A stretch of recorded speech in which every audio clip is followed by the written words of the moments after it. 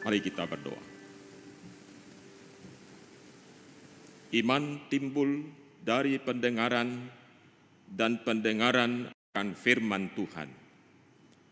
Itulah yang terjadi dalam kehidupan John Wesley yang membawa pembaharuan dalam seluruh totalitas hidupnya. Dan itulah kiranya yang terjadi dalam diri hamba-Mu ini. Ketika hamba-Mu Tuhan izinkan untuk menyampaikan firman Allah, hamba-Mu lah yang dibaharui dan juga direformasi dari waktu ke waktu. Sehingga hamba-Mu Tuhan semakin berkenan kepada Tuhan. Dan itulah yang terjadi juga dalam kehidupan setiap insan yang mendengar sabda-Mu pada pagi hari ini. Karena itu ya Roh Kudus, Roh penolong, Roh yang membawa kepada pertobatan, Engkau memimpin setiap kami. Sehingga Tuhan seluruh warga Gereja Metodis Indonesia betul-betul Tuhan hidup untuk kemuliaan bagi nama-Mu, mengasihi Dikau dan juga mengasihi sesama manusia, menjadi berkat bagi bangsa dan masyarakat di sekitar kami. Urapilah hamba-Mu, kuduskanlah hamba-Mu memberitakan. Di dalam Kristus Yesus kami berdoa. Amin.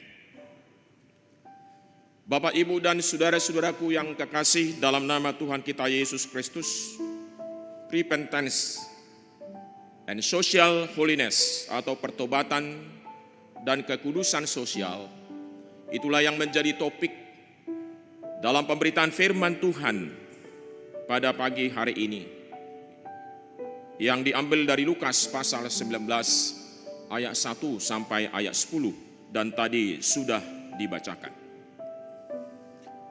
Saudara-saudaraku yang kekasih, satu topik yang selalu menjadi seruan yang sama bagi para nabi, bagi para rasul, bahkan Yesus sendiri, yaitu seruan pertobatan. Ketika Yohanes maupun Yesus sendiri pertama sekali tampil di masyarakat umum untuk melakukan tugas panggilannya, seruannya adalah bertobatlah sebab kerajaan sorga sudah dekat. Kalau para nabi dan para rasul serta Yesus sendiri menyerukan ini dan seruan itu adalah sama, maka Bapak Ibu, itu adalah sesuatu yang sangat penting dan harus diperhatikan oleh setiap umat yang percaya di segala tempat dan juga di segala zaman. Bertobat artinya Bapak Ibu, saudaraku yang kekasih, bukanlah hanya berhenti pada kesadaran, sadar bahwa dia bersalah, sadar bahwa dia berdosa, sadar bahwa dia melakukan kejahatan, tidak berhenti sampai di situ. Tetapi pertobatan yang sesungguhnya saudaraku adalah berbalik arah 180 derajat berputar, kemudian melangkah, menanggalkan dan meninggalkan segala sifat dan perbuatan dosa itu dan menempuh jalan kebenaran, menempuh jalan yang dikehendaki oleh Allah. Itulah pertobatan yang sesungguhnya. Saudara-saudaraku, mengapa pertobatan ini sangat penting dan menjadi seruan daripada hamba-hamba Tuhan, termasuk untuk kita saat ini di sepanjang masa? Karena memang itu adalah perintah Allah. Dalam Wahyu pasal 2 ayat yang ke-16, Tuhan berkata kepada jemaat di Pergamus, bertobatlah, sebab kalau kamu tidak bertobat, aku akan memerangi kamu. Saudaraku, ada sesuatu pesan di situ yang betul-betul harus diperhatikan, yaitu bahwa ada ancaman dan bahaya kalau seseorang tidak bertobat. Dalam Lukas pasal 3 ayat 3, Yohanes menyerukan, bertobatlah, supaya kamu semua tidak binasa. Oleh karena itu saudaraku yang kekasih, pertobatan itu bukanlah pilihan, tetapi merupakan saudaraku keharusan. Kalau seseorang mau menerima hidup kekal, dia harus saudaraku bertobat. Dan pertobatan yang dimaksud oleh Tuhan Yesus saudaraku, bukan hanya mengaku Yesus itu Tuhan dan Juru Selamat. Tadi kita sudah mengakui pengakuan iman, percaya kita pengakuan iman rasuli. Tidak bisa berhenti sampai di situ. Setan juga saudaraku mengaku Yesus itu adalah Allah dan setan sendiri takut kepada Yesus. Tapi tidak pernah saudaraku setan itu bertobat. Dan tidak akan pernah dia mendapat kehidupan yang kekal. Pertobatan juga saudaraku tidak hanya menjalankan ritus-ritus agama, melakukan kegiatan-kegiatan agama. Dalam teks Lukas pasal 18 ayat 18 sampai ayat 25 mendahului pasal 19 tentang Injil tentang Lukas ini. Saudaraku, seorang pemimpin Yahudi, pemimpin Israel datang kepada Yesus. Dia adalah orang yang sangat kaya. Dia berkata kepada Yesus, "Guru yang baik, apa yang harus kuperbuat supaya aku mendapat hidup yang kekal?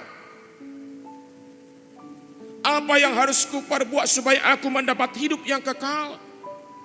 Lalu Yesus menjawab, "Kalau kamu mau mendapat hidup yang kekal, maka hormatilah ayahmu dan ibumu, jangan berzina, jangan mencuri, jangan mengucapkan saksi dusta."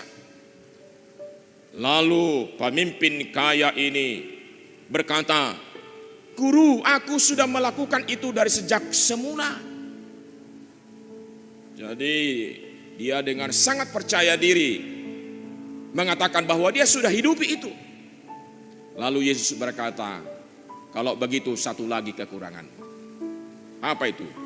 "Juallah seluruh hartamu dan berikanlah itu kepada orang miskin."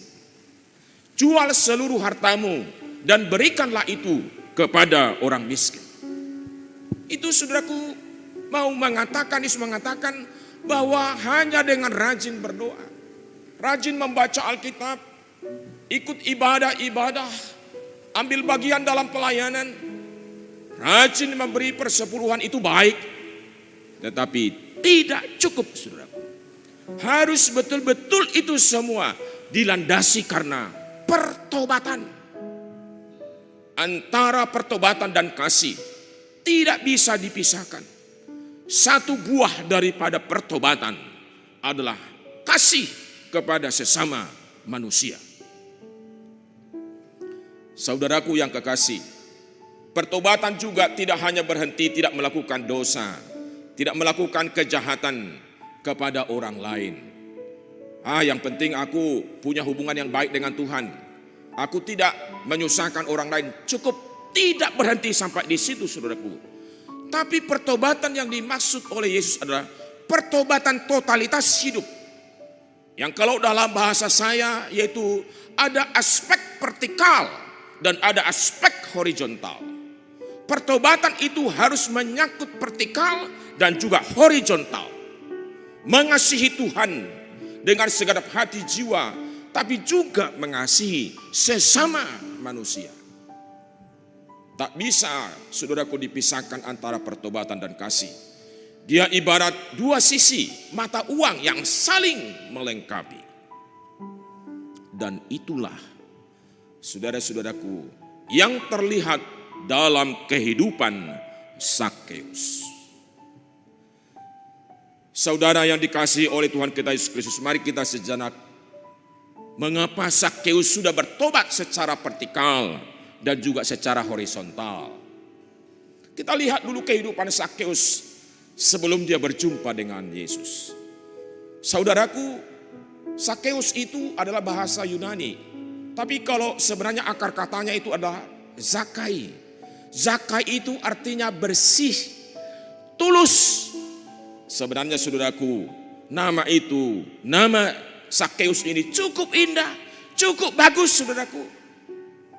Tetapi dalam kehidupan keseharian, dalam perilaku Sakeus keseharian, tidak sesuai dengan namanya itu. Tidak sesuai dengan kandungan dalam cita-cita dan arti nama itu. Hati-hati saudara-saudaraku yang kekasih. Nama itu adalah cita-cita dan harapan daripada si pemberi nama. Di dalam nama itu ada kandungan yang sangat berarti yang harus dihidupi oleh si penyandang nama itu. Tapi Sakeus saudaraku, nama yang begitu indah tapi bertolak belakang dengan seluruh perilaku sehari-hari. Karena itulah saudaraku yang kekasih, orang berkata bahwa Sakeus itu adalah orang berdosa. Ada saudaraku level yang diberikan kepada Sakeus. Dalam ayat 7, dia adalah orang berdosa. Lalu Yesus mengatakan juga tentang Sakeus ini dalam ayat 10. Dikatakan Sakeus ini adalah orang hilang. Ada apa dalam kehidupan Sakeus? Yang punya nama yang indah itu, yang punya nama yang baik itu, tetapi saudaraku tidak sesuai perilakunya. Saudaraku, Sakeus ini adalah seorang pemungut cukai. Sakeus ini adalah kepala pemungut cukai. Dia sebenarnya adalah orang Israel. Tetapi saudaraku dipakai oleh penjajah Romawi untuk memungut pajak di tengah-tengah bangsanya sendiri. Dan saudaraku, orang ini sebenarnya tidak punya gaji bulanan dari pemerintah Romawi. Lalu dari mana mereka dapat upah? Dari mana mereka dapat gaji? Yaitu dengan melipat gandakan wajib pajak, tanggungan wajib pajak. Jadi mereka melipat gandakan dari yang ditentukan oleh pemerintah Romawi. Melipat gandakan tanggung jawab pajak. Karena itulah saudaraku, sangatlah wajar kalau memang Sakeus ini dikatakan orang jahat karena dia memeras, mengacungkan tangan dengan kekerasan untuk memaksa orang membayar pajak. Apalagi saudaraku, dia pemungut cukai. Dia kepala pemungut cukai. Maka pantaslah kalau firman Tuhan berkata bahwa dia, saudaraku, kaya. Kita melihat bagaimana stigma yang diberikan oleh orang-orang banyak. Itu menunjukkan saudaraku bahwa memang Sakeus ini orang yang memeras, orang yang menipu, yang pikiran dan juga seluruh perilaku dan cita-cita hidupnya adalah mencari dan mendapatkan uang sebanyak-banyaknya. Tanpa memperhatikan dan memperdulikan, saudaraku, bagaimana kehidupan daripada orang yang wajib pajak itu. Saudaraku yang dikasihi oleh Kristus, maka hampir semua orang membenci Sakeus ini. Saudaraku, ketika Sakeus mau berjumpa dengan Yesus, lalu dia karena memang badannya pendek, tidak bisa melihat Yesus, lalu dikatakan dia berlari memanjat pohon ara. Coba kita bayangkan saudara, kalau sekiranya ini Sakeus ini orang baik, ya, yang berarti di tengah-tengah masyarakat, saya percaya kerumunan orang yang sedang mengikuti Yesus akan mengatakan kepada Sakeus, "Hei Sakeus, ya silakan jalan untuk berjumpa dengan Yesus." Tapi kalau kita baca saudaraku teks ini baik-baik, sepertinya orang banyak itu yang sudah memberi stigma orang berdosa kepada Sakeus ini menghalang-halangi Sakeus untuk berjumpa dengan Yesus. Sakeus seolah-olah diremehkan, tidak dihargai meskipun dia ada seorang pemungut, bahkan kepala pemungut cukai. Saudaraku, ini adalah satu kesempatan bagi kita untuk mengintrospeksi diri. Ketika seorang Kristen, saudaraku, orang percaya kepada Kristus Hidupnya tidak bermakna di tengah-tengah masyarakat dia di mana ada. Saudaraku, dia akan dilecehkan dan diremehkan. Mungkin dia akan ditolak ketika komunitas-komunitas Kristiani di tengah-tengah masyarakat tidak berdampak apa-apa secara positif kepada masyarakat, maka komunitas itu akan ditolak. Panggilan orang-orang percaya di tengah-tengah masyarakat, saudaraku, berbuat baik. Hidup kita berarti, hidup kita bermakna. Itulah panggilan dari orang percaya kepada Kristus.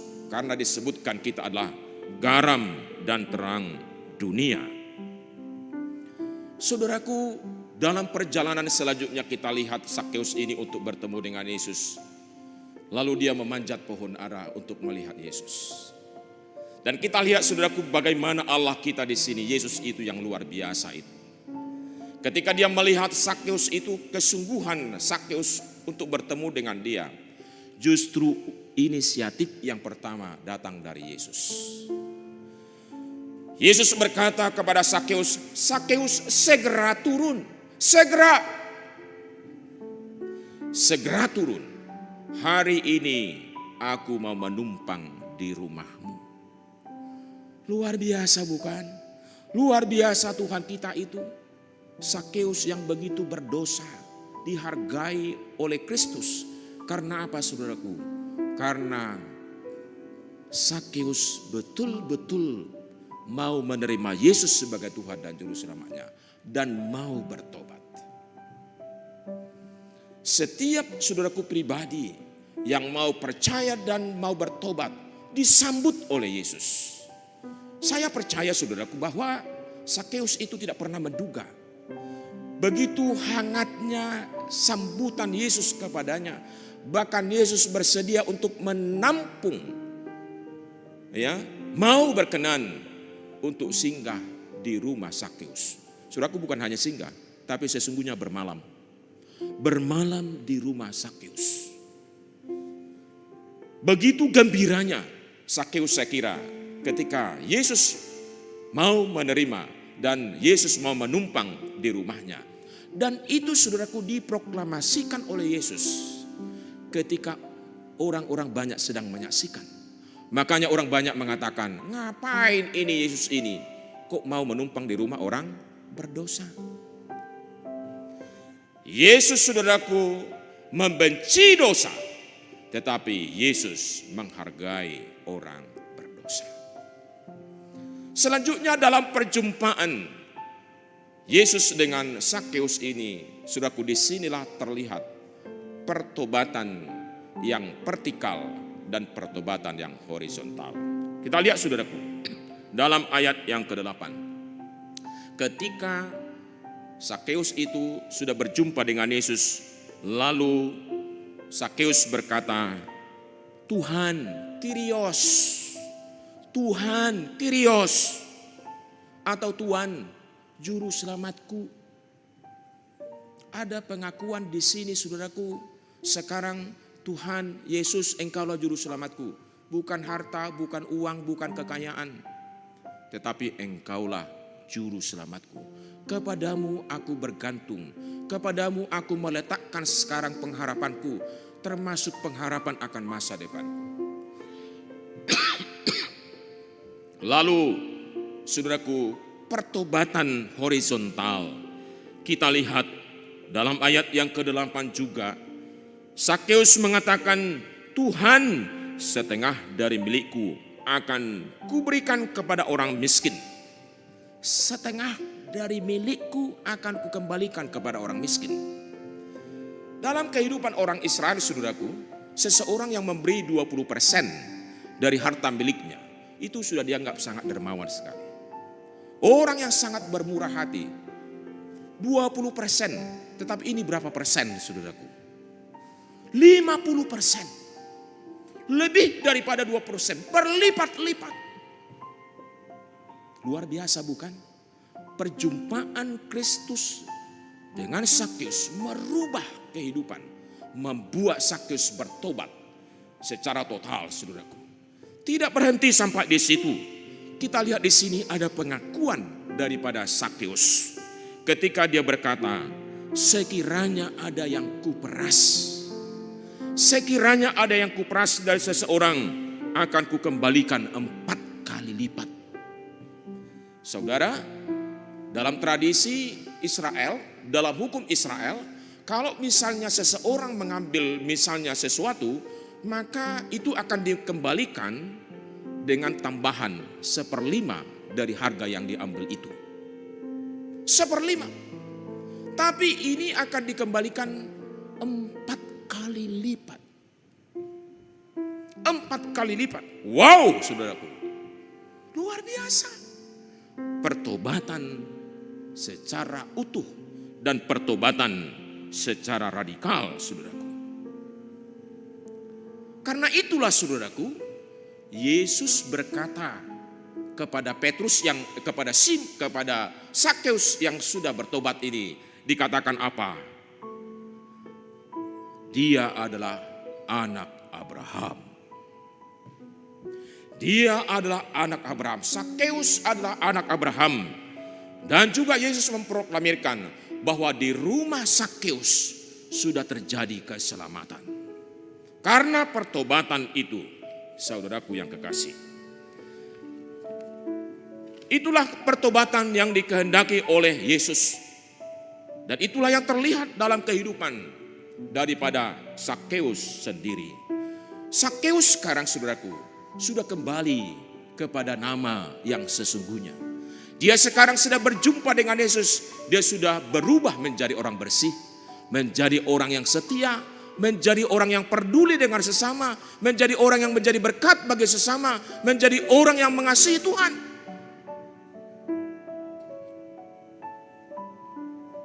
Saudaraku, bagaimana dengan kita? Apakah kita sudah menghasilkan buah-buah pertobatan yang terlihat di dalam kasih dan kepedulian kita kepada sesama kita? Saudaraku, hari ini kita memperingati hari pertobatan John Wesley. Bagaimana rupanya kehidupan John Wesley? Setelah dia bertobat, saudaraku, ada satu komitmen di dalam diri daripada John Wesley, bahwa dia akan memperdulikan orang-orang miskin, orang-orang melarat.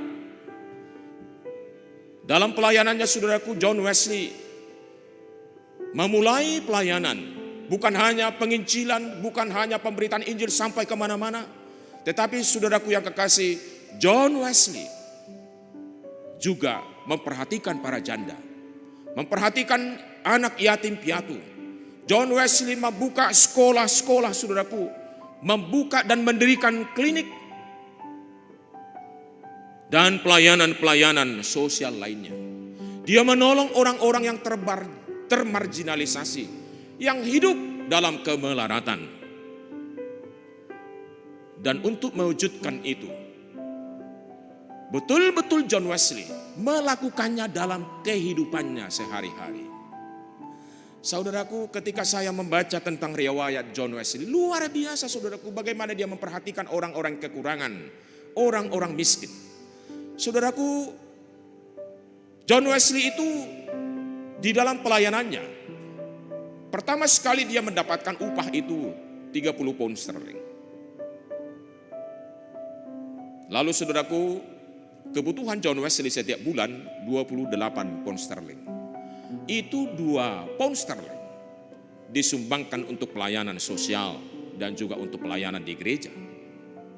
Lama-kelamaan, saudaraku, dalam pelayanannya, dan pada akhirnya, saudaraku, John Wesley mendapat upah setiap bulan 120 pound sterling. Tapi, saudaraku, kebutuhan John Wesley tetap 28 pound sterling. Kalau 120 pound sterling itu menjadi, saudaraku, nafkah atau gaji yang diterima setiap bulan, tapi kebutuhannya 28 pound sterling, berarti sekarang 98 pound sterling, saudaraku. Itulah yang disumbangkan untuk pelayanan dan juga disumbangkan untuk orang-orang miskin. Luar biasa, bukan? Sebagai orang Metodis, sebagai pengikut John Wesley, bagaimana dengan kita? John Wesley, saudaraku, mengajarkan kepada semua orang-orang Metodis, di segala tempat dan di sepanjang zaman untuk melakukan 3 hal tentang harta milik, tentang uang yang dia punya.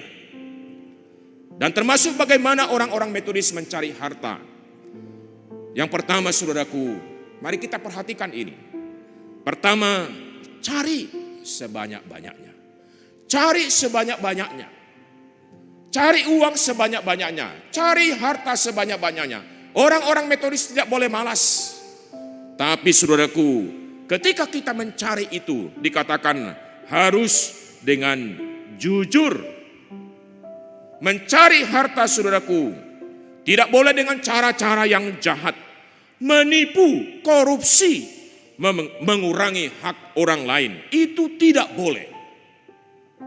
Para pengusaha pada zaman John Wesley, dia mengatakan kepada pengusaha, "Hai para pengusaha, perhatikan bawahanmu, perhatikan karyawanmu, jangan engkau memeras mereka.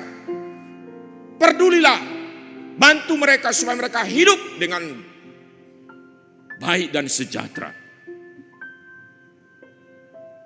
Itu yang dilakukan oleh John Wesley, dan itu yang diserukan oleh John Wesley. Saudaraku, yang kedua, simpan atau hemat sebanyak-banyaknya. Tadi cari sebanyak-banyaknya. Yang kedua, saudaraku, simpan dan cari sebanyak-banyaknya. Orang-orang Metodis, saudaraku, pada zaman itu sudah, khususnya para pengusaha-pengusaha, mereka, saudaraku, sudah mendapat banyak. Tetapi ada satu hal yang kurang. Miskin, saudaraku, dalam hal memberi. Kemerosotan dalam hal memberi. Karena ketika dikatakan simpan dan hemat sebanyak-banyaknya, bukan berarti, saudaraku, bahwa kita bisa untuk memeras orang lain untuk mendapatkan sebanyak-banyaknya. Untuk menyimpan sebanyak-banyaknya. Tapi hemat sebanyak-banyaknya. Peduli engkau dengan orang lain. Dan jangan boroskan uangmu, jangan boroskan hartamu untuk kepuasan mata, untuk kepuasan daging. John Wesley mengingatkan jemaat-jemaatnya supaya jemaat, saudaraku, tidak memberi pakaian-pakaian yang mahal-mahal. Jangan menjadi boros, jangan menjadi konsumtif. Tetapi dikatakan simpan dan hemat sebanyak-banyaknya, itu artinya cobalah gunakan uangmu itu, hartamu itu untuk hal-hal yang betul-betul itu bisa memberkati orang lain. Karena ada orang juga, saudaraku, menggunakan harta, pakaian yang mahal-mahal, perhiasan-perhiasan yang mewah-mewah untuk mencari perhatian orang kepadanya. John Wesley sangat menegur jemaat-jemaat yang boros. Saudaraku, saya mau mengingatkan kita, termasuk mungkin orang-orang Metodis, terkadang, saudaraku, kita kurang menghargai para petani, para nelayan, dan juga para peternak yang mereka bersusah payah siang dan malam untuk mendapatkan sesuatu. Tapi mengapa kita harus buang-buang dengan boros, membuang-buang makanan, saudaraku? Saya ingatkan orang-orang Metodis supaya engkau berhenti untuk membuang-buang makanan. Dalam satu survei yang dilakukan, saudaraku, dari semua negara di dunia ini, Indonesia adalah negara nomor 2 yang sering membuang-buang makanan. Memboroskan, saudaraku, makanan. Padahal banyak orang tidak bisa makan. Banyak orang yang kelaparan. Banyak orang yang kekurangan. Saudaraku, jangan gunakan hartamu untuk pemborosan dan menjadi konsumtif, konsumerisme. Lalu yang ketiga, saudaraku, yang diajarkan oleh John Wesley adalah berikan sebanyak-banyaknya. Harta dan uang itu, saudaraku, adalah berkat Allah. Dan memiliki harta, uang banyak, saudaraku, tidak salah. Tetapi yang salah itu adalah cinta akan harta, cinta akan uang. Menghemat artinya saudara-saudaraku bukan berarti mau menyimpan, tapi juga memberi. Memberi tidak ada artinya saudaraku mencari sebanyak-banyaknya, menyimpan dan menghemat sebanyak-banyaknya, tapi tangan kita tidak mau memberi kepada orang lain. Tangan kita terus terkepal, tidak mau mengulurkan tangan kita kepada orang lain, kepada mereka-mereka yang sangat berkekurangan. Saudaraku yang kekasih, John Wesley berkata, berikan sebanyak-banyaknya. Wesley berkata, kita ini datang dengan tangan yang kosong. Dan akan juga kembali dengan tangan yang kosong. Selama kita ada di dunia ini, tangan kosong itu diisi oleh Allah. Maka kita juga diminta supaya kita, saudaraku, menjadi penata layan yang baik. Dengan apa yang Tuhan titipkan di tangan kita. Untuk kita kelola bagi diri kita. Dan juga bagi orang lain. Hidup secara seimbang. Saudaraku, bagaimana dengan kita orang-orang Metodis pada saat ini? Bagaimana kita, saudaraku, mempraktekkan kehidupan kekudusan sosial pada zaman kita ini? Saya mau mengajak kita, saudaraku, untuk memperhatikan 3 hal. Yang pertama, sebagai orang Metodis, mari kita menghormati dan menghargai setiap manusia. Karena setiap manusia itu adalah ciptaan Allah dan gambar Allah. Jangan ada seorang pun yang meremehkan yang lain. Ketika ada perbedaan warna kulit, saudaraku, jangan ada yang meremehkan warna kulit yang lain. Kita ini semua adalah ciptaan Allah dan gambar Allah. Jangan ada yang merendahkan siapapun, saudaraku. Termasuk orang-orang berdosa, mereka harus kita kasihi. Meskipun kita tidak suka dengan segala tindakan mereka yang mungkin berbuat jahat. Jangan ada orang yang meremehkan oleh karena misalnya dia punya pendidikan tinggi, lalu meremehkan orang yang tidak berpendidikan. Jangan seorang pun yang meremehkan orang yang miskin, karena seseorang adalah orang yang punya, orang yang kaya. Orang-orang kaya diingatkan oleh Paulus supaya mereka jangan sombong. Orang-orang kaya di Metodis jangan sombong. Dalam pasal 12 kitab Lukas, Yesus berkata, orang kaya yang menyandarkan diri jadi sombong dengan kekayaannya dikatakan orang bodoh. Jangan meremehkan siapapun, saudaraku. Tapi hargailah dia. Hormatilah dia karena dialah gambar Allah dan ciptaan Allah.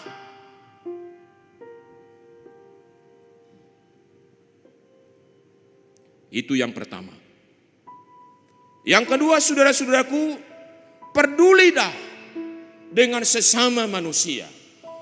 Pedulilah dengan sesama manusia, ciptaan Allah.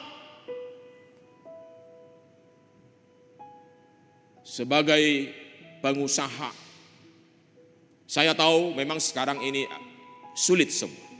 Pengusaha juga sulit, karyawan juga sulit. Tapi saya katakan kepada pengusaha-pengusaha, tetaplah perlakukan karyawanmu dengan manusiawi. Jangan engkau mengambil apa yang menjadi hak mereka. Karena kita dengar terkadang, saudaraku, ada juga pengusaha-pengusaha yang nakal. Mereka mempekerjakan, saudaraku, karyawan sekian jam, tapi tidak dikasih lembur. Tapi saya percaya bahwa pengusaha-pengusaha Metodis sekarang akan tetap menghargai dan memperlakukan seluruh karyawannya dengan manusiawi. Termasuk sudah bayar THR. Ini kan lebaran ini kan. Kalau ada pengusaha-pengusaha yang belum bayar THR lebaran, bayarlah, saudaraku. Bayarlah. Itu adalah bukti daripada pertobatan kita secara sosial. Paulus juga mengingatkan para pengusaha supaya orang-orang kaya dan juga orang-orang yang punya supaya mereka menjadi kaya dalam kemurahan. Kaya dalam kemurahan. Jangan kurang-kurangi apa yang menjadi hak daripada karyawan. Tapi juga para karyawan, bekerjalah dengan baik. Bekerjalah dengan segenap hati, jiwa dan kekuatanmu. Jangan hanya menuntut apa yang menjadi hakmu, tapi engkau tidak mengerti kewajibanmu. Bekerjalah dengan baik.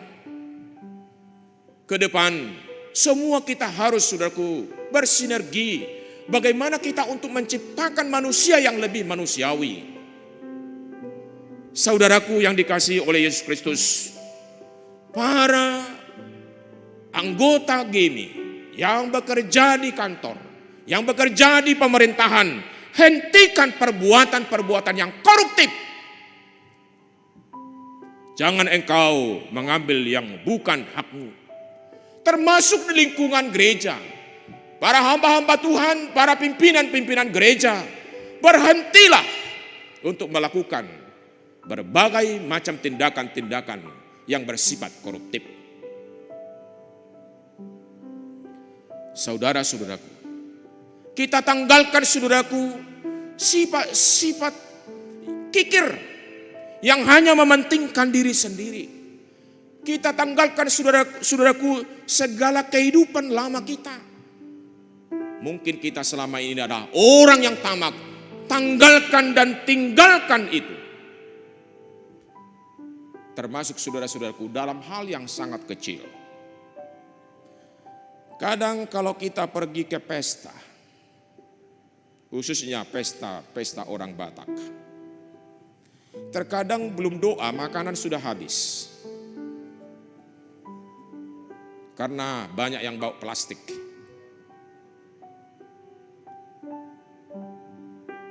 Ini harus dihentikan, ini ketamakan. Dan pada akhirnya banyak orang tidak makan. Dan mempermalukan orang-orang yang melaksanakan pesta. Ketamakan, saudaraku, mari kita tinggalkan itu. Mementingkan diri sendiri, harus, saudara-saudaraku, kita tinggalkan. Sekarang, lagi musim sekarang, pemerintah lagi berusaha untuk menanggulangi COVID-19 ini. Dengan bantuan-bantuan sosial. Bantuan langsung tunai, ada yang langsung sembako, saudara-saudaraku. Dan kita dengar, saudaraku, banyak yang salah sasaran. Orang-orang yang semestinya bisa memberi, harus menerima bantuan dari pemerintah. Tega amat, saudaraku. Sementara yang lain yang sangat membutuhkan, tidak mendapat apa-apa. Orang-orang Metodis, saudaraku, kalau engkau masih punya sesuatu, masih punya untuk kau nikmati dan kau makan, ketika itu diberikan kepadamu, katakan tidak perlu, tidak usah. Biarlah yang belum mendapatkan. Biarlah mereka yang sangat membutuhkan mendapatkan itu. Bahkan engkau harus terlibat di dalam memberi dan juga, saudaraku, mendukung usaha pemerintah untuk menanggulangi kemelaratan dan juga penderitaan ini. Bukan justru engkau mengambil keuntungan dalam penderitaan orang lain. Hentikan itu. Ada orang yang kita dengar bertumpuk-tumpuk dapat sembako, dapat BLT, tapi ada orang lain, saudaraku, tidak mendapat apa-apa. Saudara-saudaraku yang kekasih dalam nama Tuhan kita Yesus Kristus. Yang ketiga, mari semua kita, termasuk warga Gereja Metodis Indonesia, memperjuangkan keadilan sosial bagi seluruh rakyat Indonesia. Dalam sila yang kelima dari Pancasila, yang menjadi cita-cita dari bangsa kita adalah keadilan sosial bagi seluruh rakyat Indonesia. Ini harus menjadi doa kita, ini harus menjadi usaha kita, saudara-saudaraku. Dalam masa pandemi COVID-19 ini, ada banyak sekarang orang yang sangat menderita. Karena begitu luar biasanya, saudaraku, dampak penderitaan yang disebabkan oleh COVID-19 ini. Ada banyak anggota jemaat yang di PHK. Ada banyak juga orang-orang yang tidak percaya yang di PHK. Di Batam banyak juga, sangat banyak termasuk anggota jemaat kita yang di PHK. Ada mereka saudaraku yang dirumahkan, tidak mendapat apa-apa. Ada mereka yang bekerja buruh harian, tidak saudaraku bisa bekerja dengan baik oleh karena PSBB.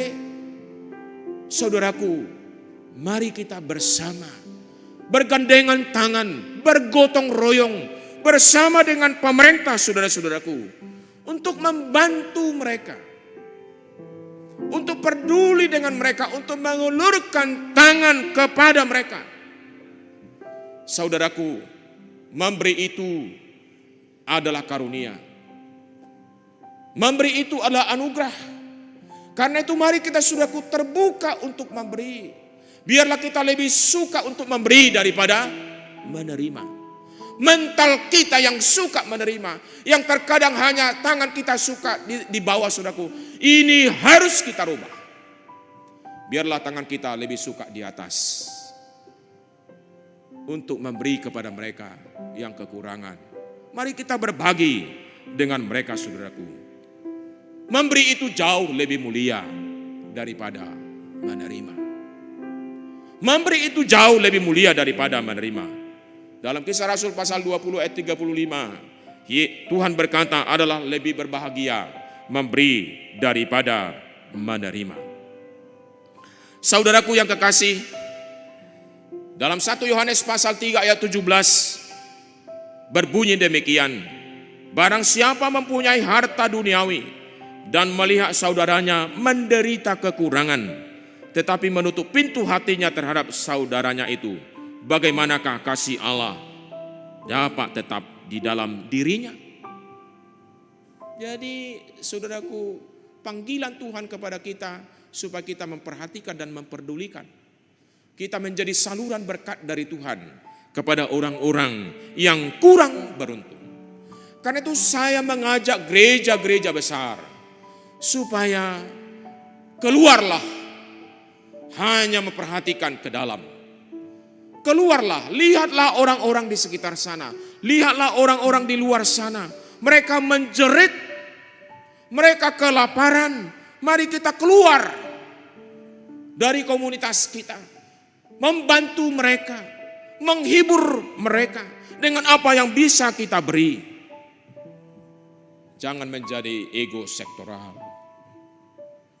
Anggota jemaat yang diberkati oleh Tuhan, berkelimpahan, mari berbagi. Berbagilah dengan mereka-mereka yang kekurangan. Mungkin mereka adalah tetanggamu. Mungkin mereka itu adalah saudaramu, kakak adikmu. Mungkin mereka itu juga adalah orang-orang percaya kepada Yesus. Bahkan mungkin anggota jemaat, satu komunitas kita. Mari kita saling berbagi. Mari kita saling memperhatikan. Saudara-saudaraku yang dikasihi, itulah panggilan Allah kepada kita. Dan saya juga mengajak supaya semua perguruan-perguruan Kristen Metodis Indonesia di masa COVID-19 ini, cobalah perhatikan orang tua dari murid-murid yang mungkin mereka sekarang sudah sangat menderita. Kurangi uang sekolah mereka. Kalau perlu saudaraku 1-2 bulan, cobalah bagaimana sekolah membantu mereka. Itulah artinya saudaraku, pertobatan sosial. Pertobatan sosial. Saudaraku yang dikasihi oleh Tuhan kita Yesus Kristus, dalam masa 3 bulan ke depan, akibat daripada pandemi COVID-19 ini, sudah tentu akan terasa sekali dampak daripada COVID ini. Dampak secara ekonomi, bahkan juga mungkin sosial. Dalam rangka itulah saudaraku, Badan Sosial Gereja Metodis Indonesia Wilayah 2 sedang berusaha sekarang untuk menggalang dana untuk membantu saudara-saudara kita yang mungkin sangat menderita. Ada mereka di Batam, ada mereka di distrik 6, di distrik 1, di distrik 2, distrik 3, distrik 4, di daerah Jawa. Saudara-saudaraku Mari kita peduli dengan mereka. Dan kita sekarang sedang berusaha untuk mengumpulkan dana, untuk membantu mereka, meringankan beban mereka untuk 3 bulan ke depan. Saya meminta, saya berharap supaya kita semua saudaraku boleh terus membangun dan juga membuat dalam diri kita ada rasa semakin sayang, semakin rela untuk membuka, berbagi dengan sesama kita. Mari kita pelihara terus sifat-sifat kemurahan, karena Kristus itu adalah murah hati. Kristus sudah menjadi miskin supaya kita menjadi kaya. Kristus, saudaraku, dalam kemiskinan, dia adalah Tuhan yang kaya, datang menjadi miskin, hidup dalam kemiskinan dan mati dalam kemiskinan. Dan oleh karena itu kita menjadi kaya. Kita memperoleh hidup yang kekal di sorga. Mari kita teladani sebagai pengikut-pengikut Kristus, sebagai pengikut John Wesley. Mari saudaraku, kita praktekkan tangan kita di atas untuk memberi, mengulurkan tangan kita, membantu saudara-saudara kita. Kita pelihara terus kemurahan, biarlah kita menjadi berkat daripada menerima berkat. Karena ketika Tuhan mengizinkan kita berkat, menjadi berkat, itu berarti bahwa kita sudah diberkati lebih dahulu. Saudara-saudaraku, saya percaya ketika setiap pribadi umat percaya, ketika komunitas-komunitas kita, gereja kita, saudaraku, melakukan firman Allah itu, jangan khawatir. Jangan khawatir saudaraku, Tuhan akan memberkati kita. Tuhan akan memberkati kita. Dan Tuhan akan selalu memelihara kita. Dan tidak akan membiarkan kita, tangan kita kosong ketika kita sudah membuka tangan untuk menjadi berkat bagi orang lain. Tangan yang kosong itu akan diisi kembali oleh Allah. Tuhan memberkati kita. Amin.